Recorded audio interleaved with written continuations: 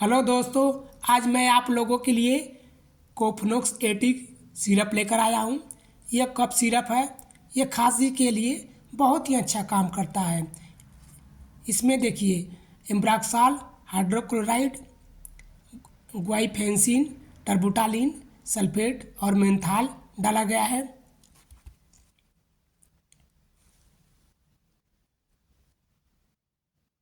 एम्ब्राक्साल hydrochloride 15 mg है। ग्वाइफेंसिन 50 mg है। Terbutaline sulphate 1.25 mg है। मेंथाल 2.5 mg है। यह रेनॉक्स कंपनी का सिरप है। 112 रुपये में आपको हर मेडिकल स्टोर में मिल जाएगा।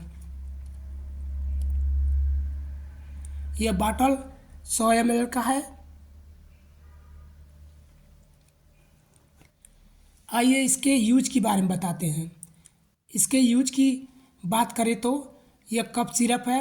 यह खांसी के लिए, कफ के लिए बहुत ही अच्छा काम करता है। यह जैसे कि गले में जकड़न, सीने में दर्द, सांस फूल रहा है और फेफड़े में सूजन हो और कफ बार बार खांसने में फंस रहा है, कफ गले में मोटा हो, गले में किसी प्रकार का एलर्जी हो, यह बहुत ही अच्छा काम करता है। यह सिरप आपको सांस लेने में अच्छा फील करे आएगा। जैसे कि अगर सांस लेने में तकलीफ़ हो रहा है तो इसको आराम देगा, और गले में जकड़न है तो इसको ठीक करेगा और कफ को पतला करके बाहर निकलने में हेल्प करता है।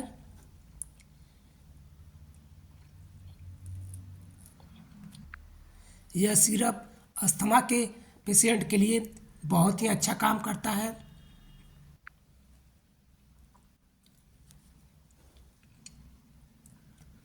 आइए इसके यूज की बात करते हैं। इसका यूज अस्थमा, गले में इन्फेक्शन, सूजन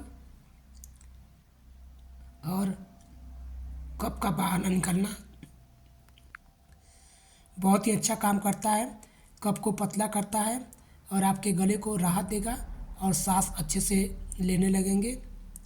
सीने में जकड़न है तो उसको भी दूर करेगा। इसे लेने के लिए सबसे पहले आपको इसे अच्छी तरह से आपस में ऐसे इस तरह से मिक्स करना पड़ेगा। मिक्स करने के बाद अगर 10 साल से कम के बच्चे को दे रहे हैं तो 5 ml सुबह शाम, अगर एडल्ट को दे रहे हैं तो 2-2 चम्मच सुबह शाम दे सकते हैं। खाना खाने के आधे घंटे पहले या खाना खाने के आधे घंटे बाद दे सकते हैं। यह सिरप देने के बाद आधे घंटे तक पानी नहीं पीना है।